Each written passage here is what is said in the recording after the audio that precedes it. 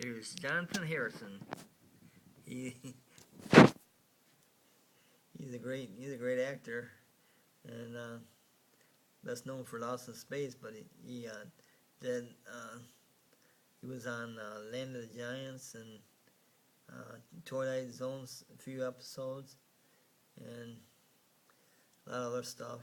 But he was confronted by Irwin Allen and saying, as long as Dr. Smith could write his part in the Lost in Space, in the Lost in Space episodes, he'd be in it, and he'd have a job. So guess what? Johathan Harris wrote himself in every episode, 84 episodes.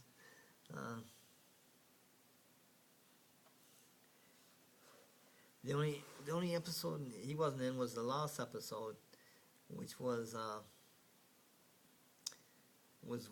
boring. It was very boring without the villain in there. You had to have that villain to keep the show going. So that's why it was the Lost episode, never published until much later, 30 years later, I think it was. Then they published the Lost episode, which they should have kept it Lost because it wasn't that great. It didn't have the robot. It didn't have the robot in it, and it didn't have Johathan Harrison or Dr. Zachary Smith. Without him, the show would have never lasted as long as it did.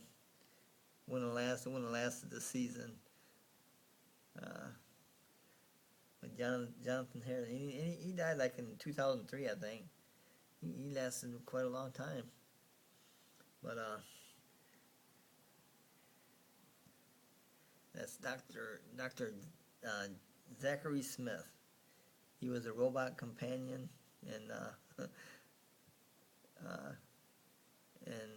Mark Goddard's friend. He was Mark Goddard's or Don West, Major Don West's friend, where he played an enemy on the show.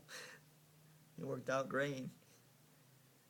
But that's Dr. Smith, Johathan Harrison, or Johathan Harris.